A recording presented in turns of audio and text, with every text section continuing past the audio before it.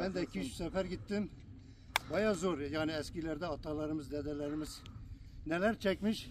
Gerçekten şu anda biz de gördük.